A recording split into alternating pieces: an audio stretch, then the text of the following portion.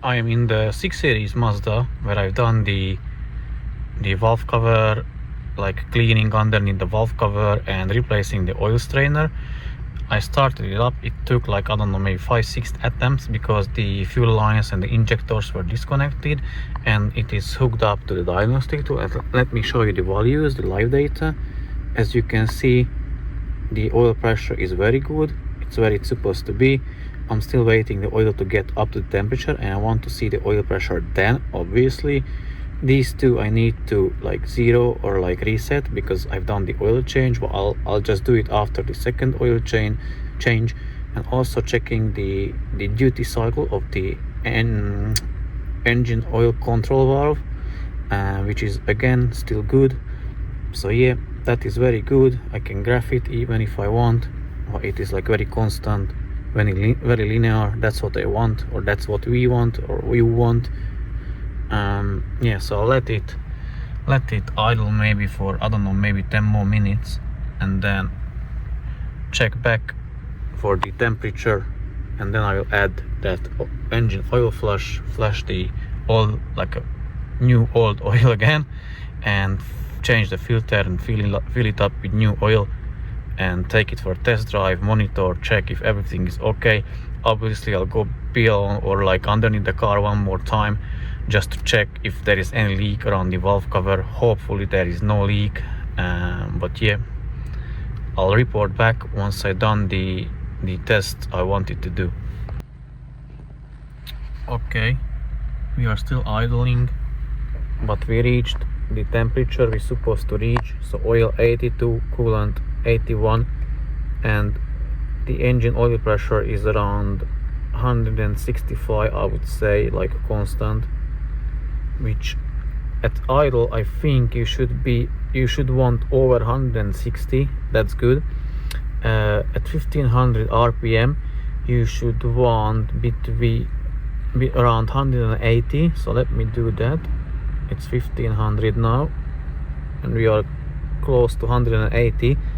And at 3500 rpm you want around 350 at least. So let me rev it to 3,500. Yeah, you can see it's nearly 400. So the oil pressure is good. Obviously it has a fresh oil.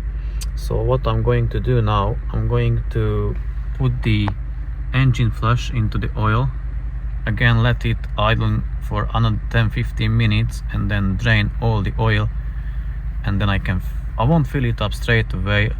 I'll let everything to be able to cool down and fill it up the next day, and I'm going to take it for test drive. Obviously report back to you guys and what I have already found out. And I found it out when the car came to me, and I told it to the owner as well, that it has a faulty vacuum pump because the values on the diagnostic tool for the brake booster pressure sensor, they are quite high and they don't climb back down where they should be. So they are high. It will need a new vacuum pump, and the carbon cleaning, it will need carbon cleaning as well. But other than that, I think everything should be good. Obviously when I'm draining the old oil, I'll check if there is any leak around the oil pan. Hopefully there won't be, and if there is no leak, I can just fill it up with the new oil and then return this one back to the owner. Okay, it's 4:30 now. It's getting cold. I drained the oil. I didn't fill back with oil because I didn't want to like make the cold oil have contact with the warm engine, so I rather fill it up tomorrow. Yeah, it's quite windy and cold now and dark, so that was it for today. We managed to remove the water crossover pipe from the Peugeot. We started up the Honda, let it idle, let it warm up. We managed to start up the Mazda. Ran it for a while, then flushed the engine with the engine flush, drain the old oil, and we are going to put back the new oil tomorrow. What we didn't manage to do because the part didn't arrive, so I couldn't change the oil filter cap on that Peugeot 308. I guess that's 308. So that's hopefully in tomorrow's video. And tomorrow one BMW 1 Series 16i or 18i is coming for a 2 injector replacement and 1 NOx sensor replacement. And also I may start, but I don't think I will have enough time, but I may start working on the Mazda 3, which is here. The guy is here from Birmingham, not he, he dropped off the car from Birmingham, which is like 2.5 hours from me.